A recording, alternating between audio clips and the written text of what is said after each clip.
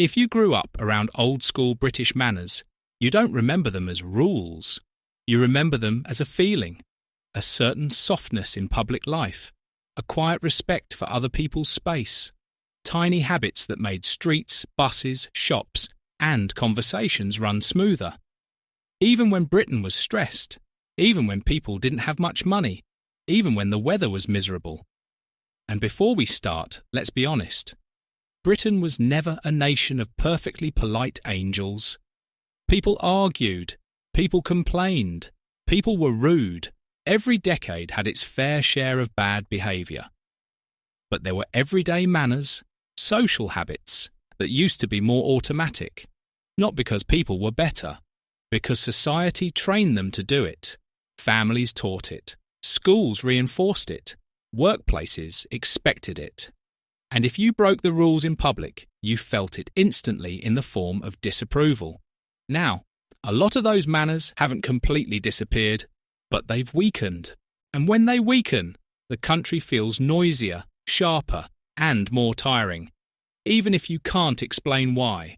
So today, we're going through 10 British manners everyone forgot, and why they mattered more than people realised. 1. The sorry that meant I acknowledge you. In old-school Britain, sorry wasn't always an apology. Sometimes it meant I've noticed you. I'm not trying to be a problem. I respect the fact you exist in the same space. You'd hear it in shops, on buses, on narrow pavements. Two people bump shoulders and both say sorry, not because both are guilty, but because the relationship is being repaired instantly before it turns into tension. Modern life is faster and more distracted. People are on phones, rushing, stressed. And when sorry disappears, small moments start turning into micro-conflicts. It's not that everyone needs to apologise for breathing.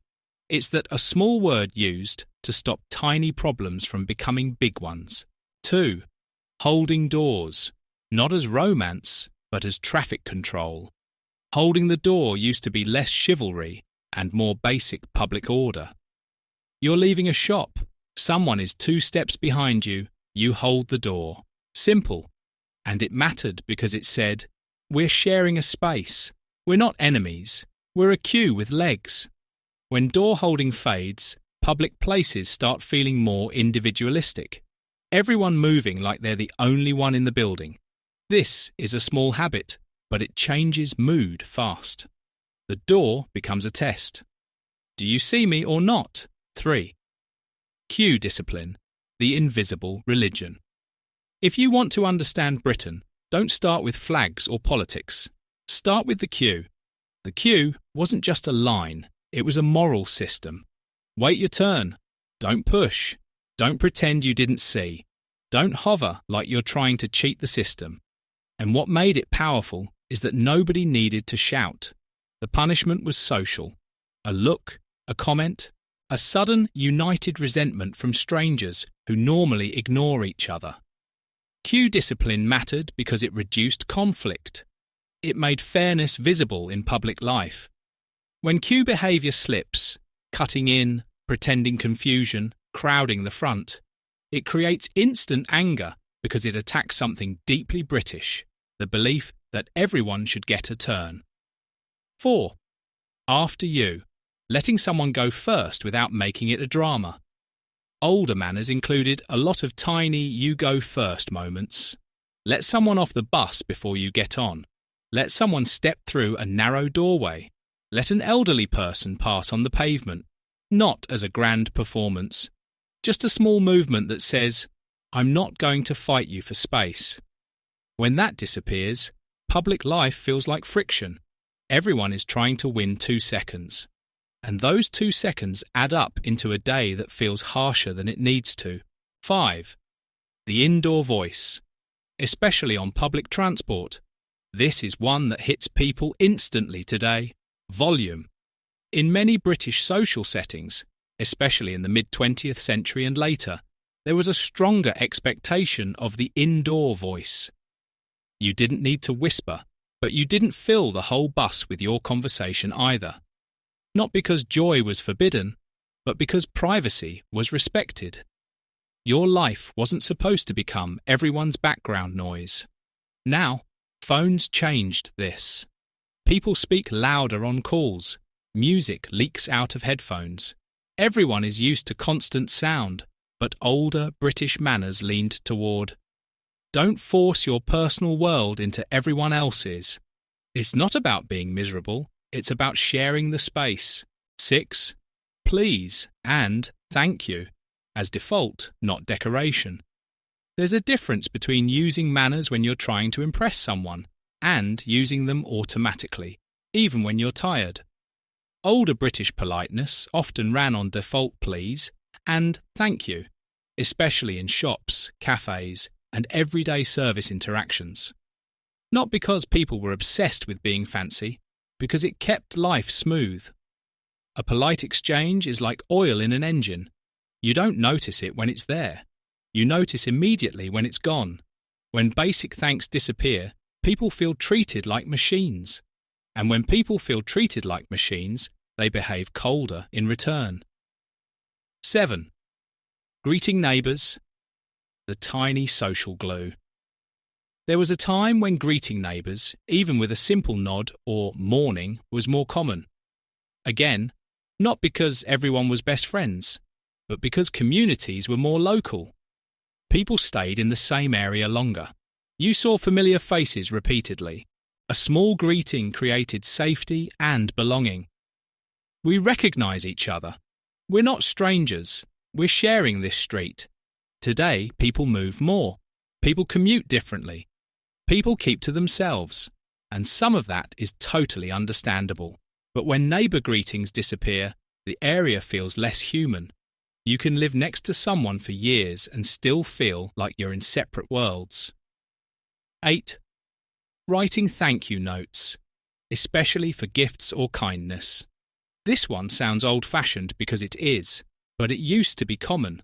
A note after a gift, a message after being hosted, a card after someone helped you.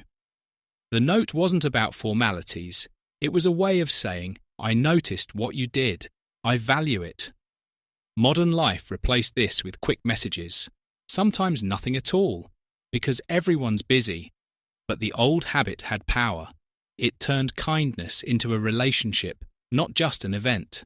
And when you remove that, generosity starts feeling less rewarding, which quietly reduces it over time. 9.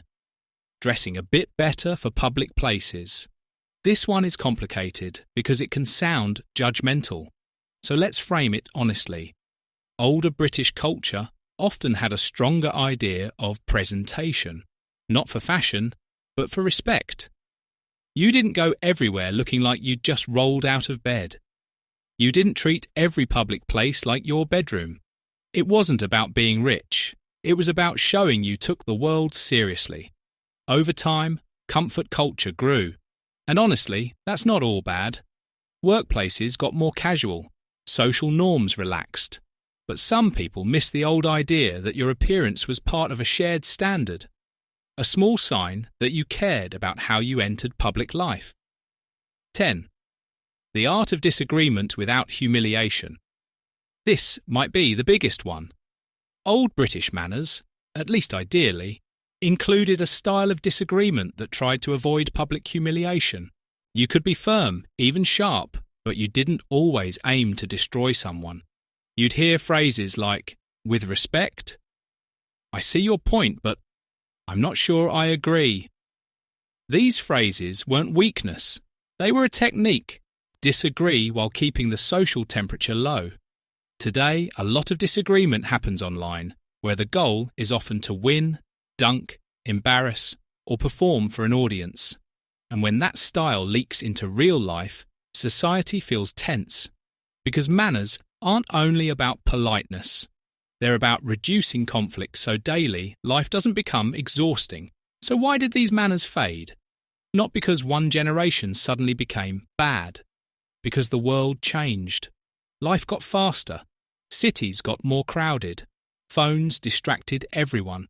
People became more stressed and more rushed. Communities became less local. Work became more demanding. and public life became more anonymous. In an anonymous world, manners feel less necessary because you might never see that person again. But here's the irony.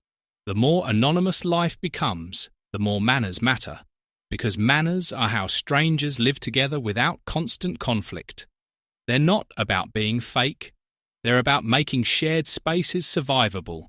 And if you grew up with these old habits, that's why modern life can sometimes feel sharper, even when nothing big is happening. It's the 1,000 tiny moments, the missing sorry, the ignored door, the loud phone call, the queue chaos, the lack of thanks. Individually small, collectively, they change the country's mood. So if you want a final thought that actually lands, it's this. British manners weren't just cute traditions. They were social technology, a quiet system designed to reduce friction between strangers. And if Britain wants to feel calmer again, it won't be fixed by one big policy. It'll be fixed by millions of tiny choices that say, I see you. Because that was the real heart of old British manners. Not perfection, not poshness, just a simple daily effort to make shared life a little easier.